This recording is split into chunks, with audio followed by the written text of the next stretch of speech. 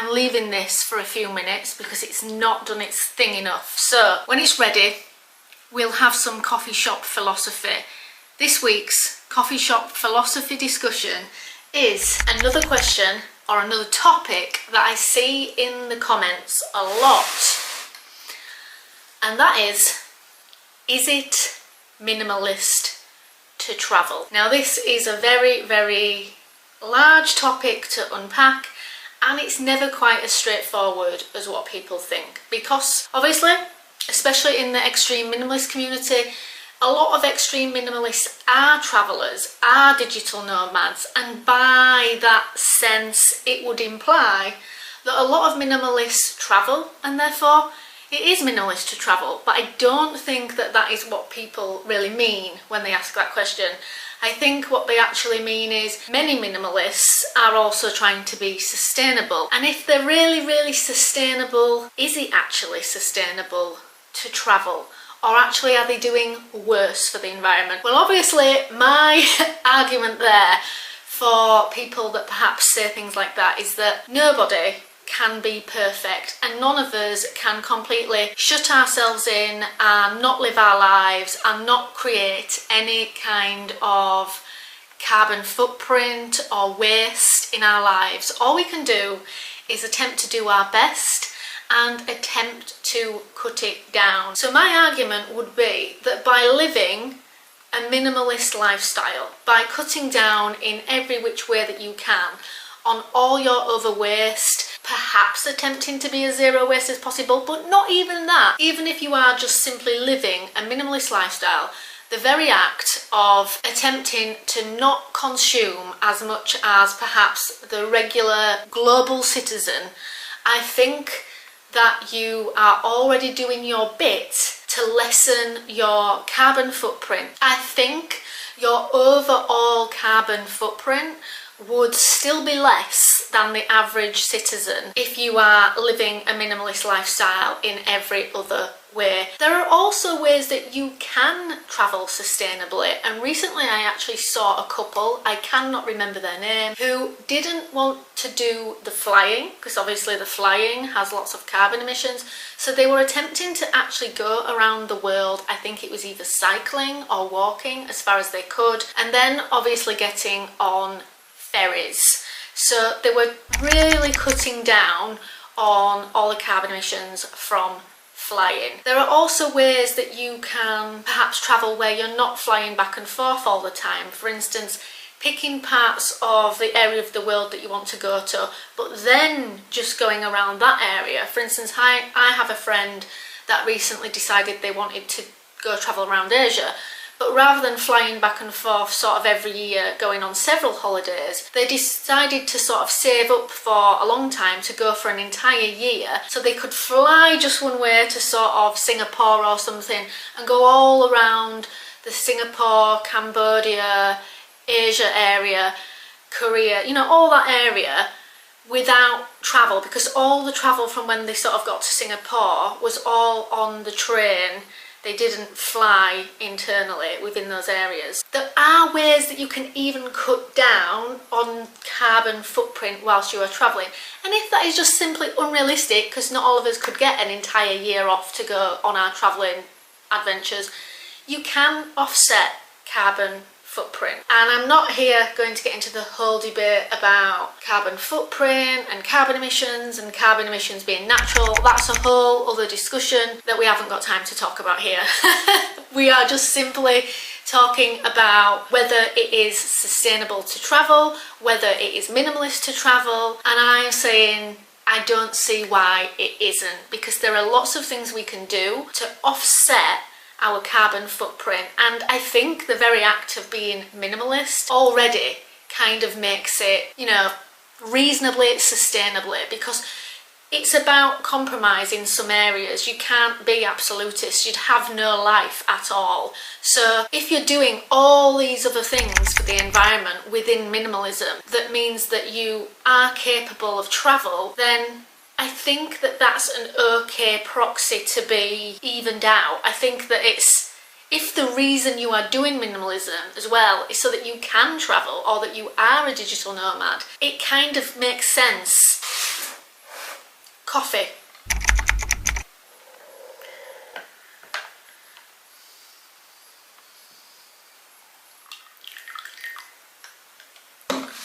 For instance, there's people saying, I need a coffee sip.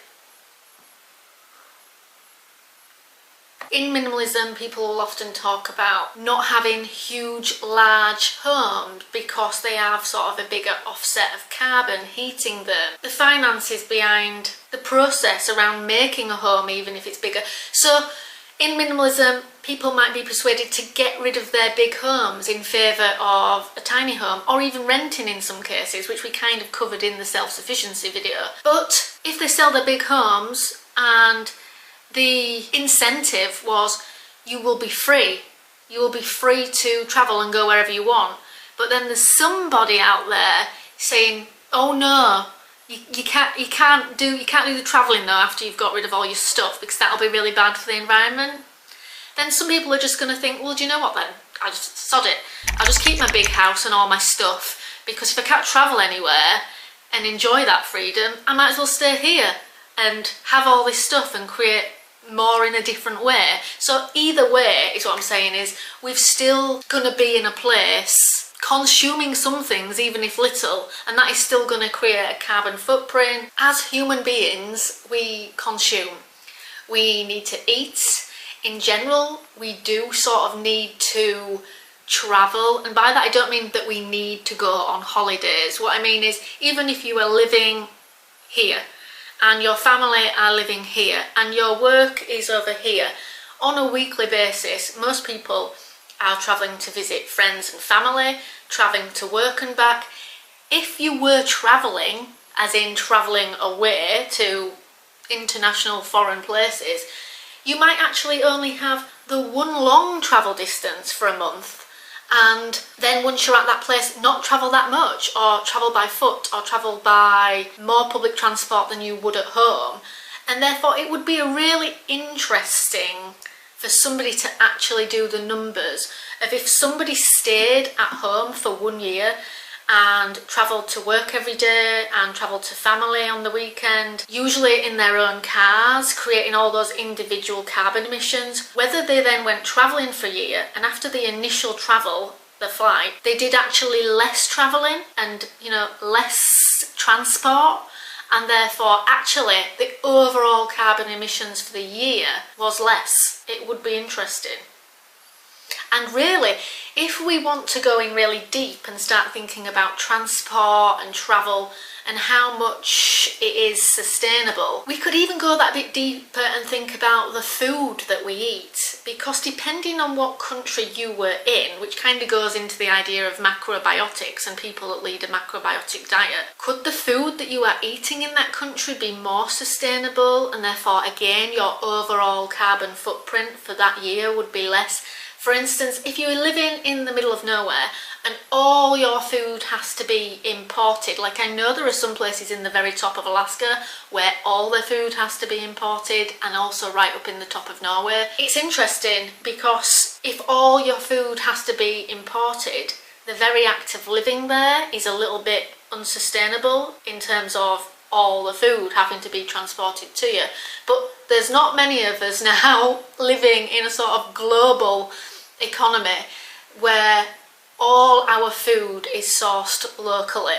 So where, you know, what environment, what country does actually import the least amount of food, that grows their own food the most, and therefore the very act of living in that country is the most sustainable? And actually it might even be better to travel to that country because the food you would be eating in that time is less sustainable.